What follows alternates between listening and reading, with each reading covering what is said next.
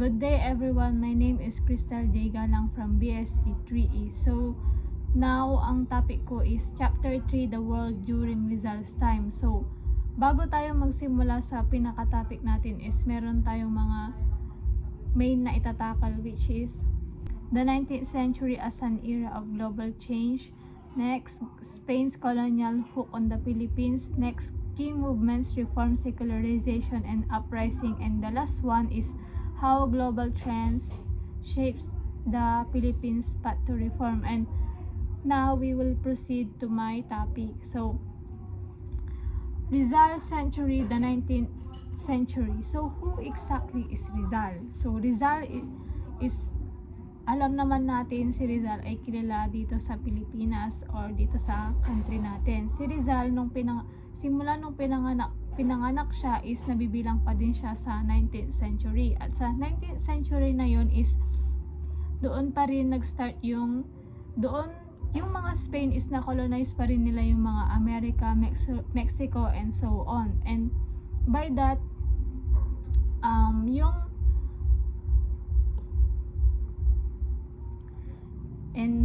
si Rizal is nabibilong pa din siya sa 19th century. Simula noon, doon din nagkaroon ng pagbabago.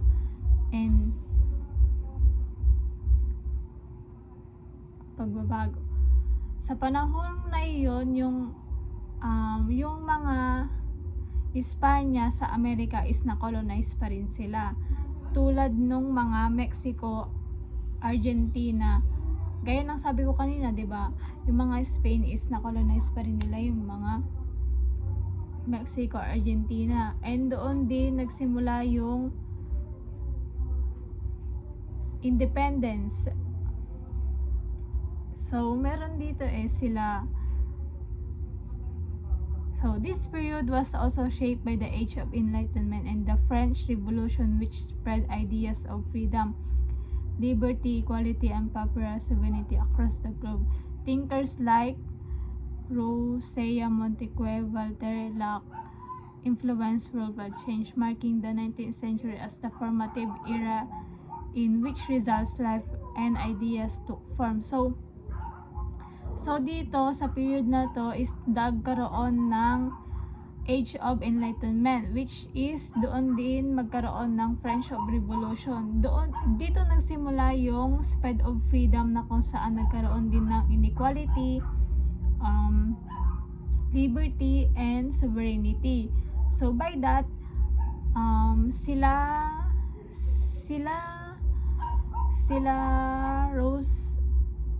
Rousseau, Montesquieu, Voltaire, and John Locke na-influensahan nila sila ng pagbabago or worldwide change. So, dito sa 19th century is meron pa ring transformative era na kung saan yung buhay ni Rizal as idea took form. So, next one is need for reforms and representation. So, the next one is need for reforms and representation. During Napoleon's invasion of Spain, Spanish liberals formed a government in Cadiz and drafted the Constitution of 1812, which established a Parliament Cortes and granted Spanish colonies, including the Philippines, representation. Ventura de los Reyes represented the Philippines and helped introduce reforms such as the abolition for forced labor and the galleon trade, free trade, freedom of expression and religion, and the scale of church properties. Noong sinakop ni Napoleon Bonaparte ang Espanya noong 1808, si Haring Charles IV siya ang nagbitaw ng trono sa kanyang anak na si Ferdinand VII. Ngunit kalaunan na pinalitan siya ni Joseph Bonaparte, which is yun yung sarili niyang kapatid. Kapatid siya ni Napoleon. Pero yung mga Espanyol is hindi niya ito tinanggap. Kaya nagkaroon ng First Guerrilla War. na kung saan yung guerrilla war is sinatawag siya ng Little War. Yung ibig sabihin po kasi ng guerrilla is Little War.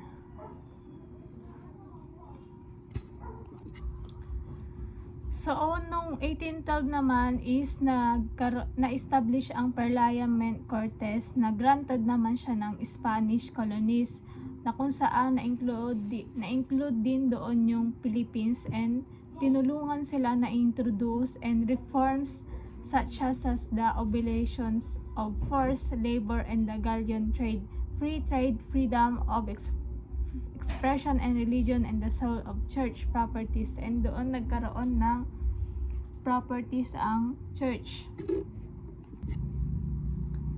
So the next one is after Napoleon defeat King Ferdinand VII dissolved the Cortes and restored absolute rule despite a brief restoration of constitution in 1820. Ferdinand, with French military support, reserted authorization control upon his death in 1833.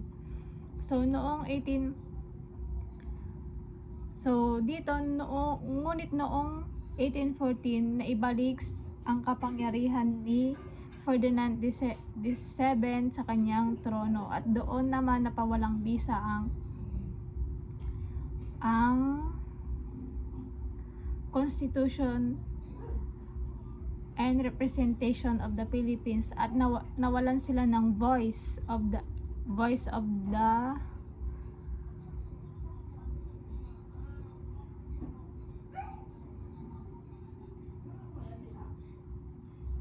nawalan sila ng boses sa kanilang pangunahing pananawagan, na kung saan doon lang sila humuhugot ng kalakasan nila para magkaroon ng constitution ang Pilipinas, at doon din represent ang Pilipinas.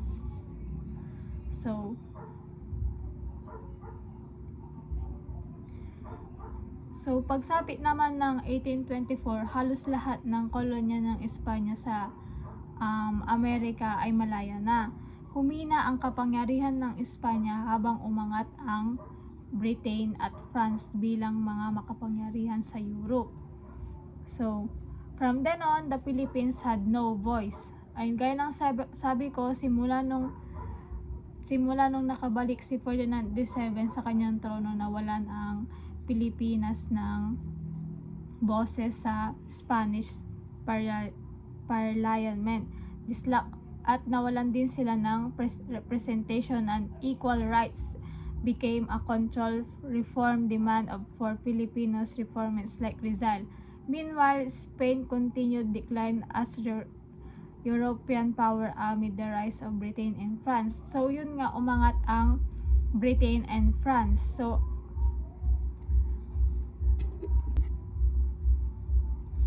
the next one is the religious front secularization. So hindi ko na babasahin to kasi sobrang mahaba. So sinasabi niya lang dito is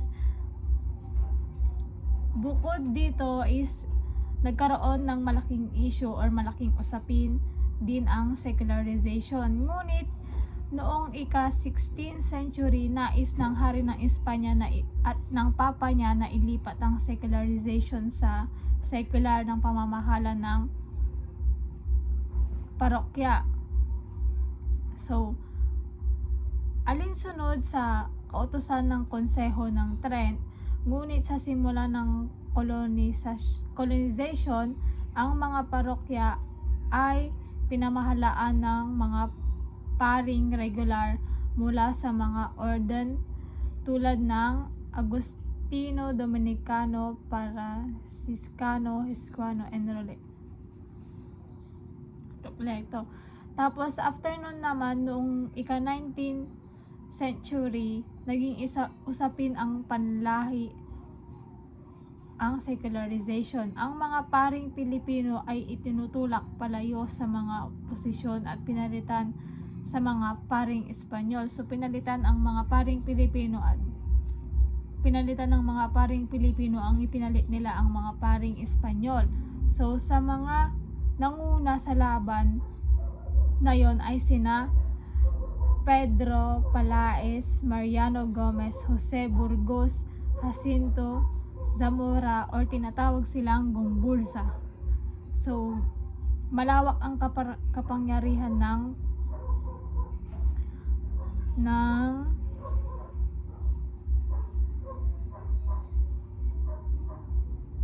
ng praile. Hindi lamang sila makapangyarihan sa religious, kundi pati na rin sa politics at economics.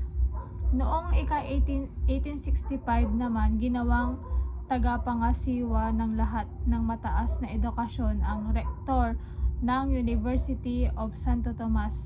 Malaki rin ang lupang pagmamay-ari ng mga praile, lalo na sa mga lalawigan ng Cavite, Laguna, Batangas, Marong at Maynila. So doon nagkaroon ng lupa ang mga church or mga priest sa Cavite, Laguna, Batangas at Marong at Manila.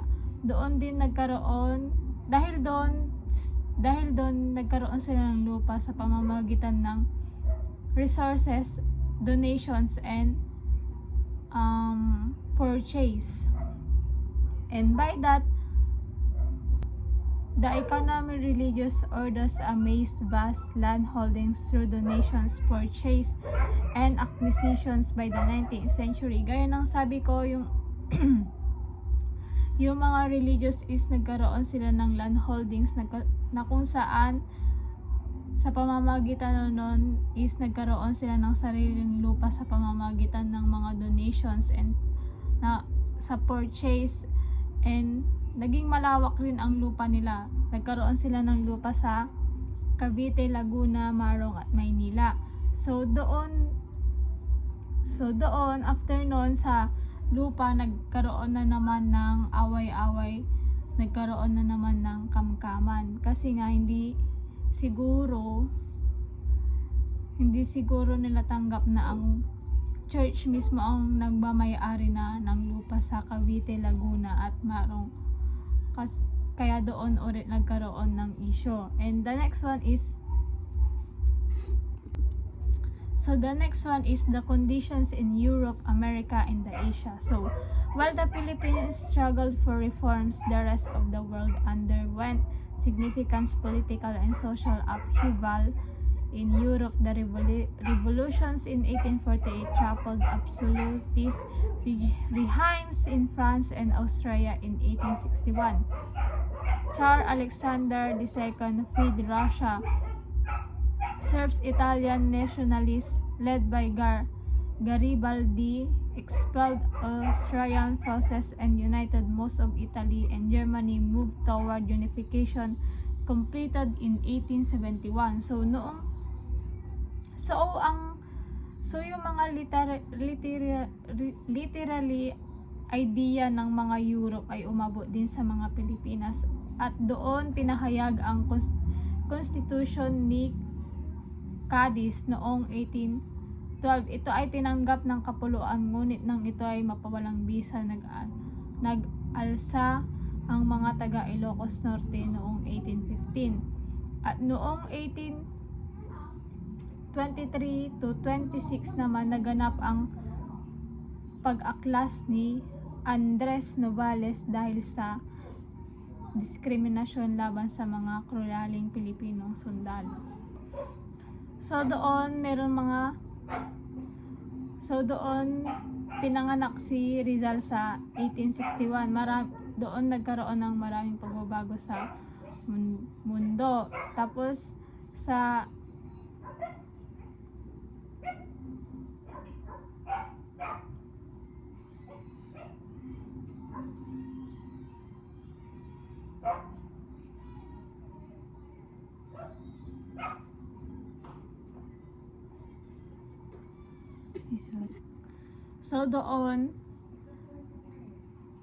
sa kapanganakan ni Rizal noong 1861, maraming nagkaroon ng mga pagbabago sa mundo. So sa Russia, pinalaya ni Alexander II of Russia ang mga serf. Then sa Italia naman, pinangunahan ito ni Giuseppe Garibaldi ang pagkakaisa ng bansa. Sa Estados Unidos, pinalayan ni Abraham Lincoln ang mga alipin ng pagdulot ng digmaang sibil. Sa sa China, ito ang Britain of First Opium War. Sa Hapon,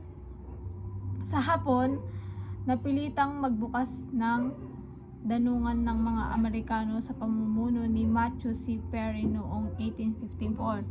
So makikita natin na ang buong mundo ay nasa yugto ng pagbabago, politics, panlipunan at pang-economy.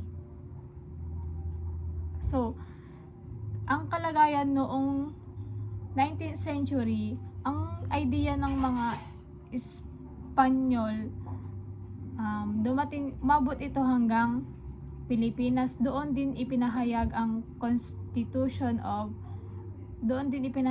Constitution ni Cadiz noong 1812.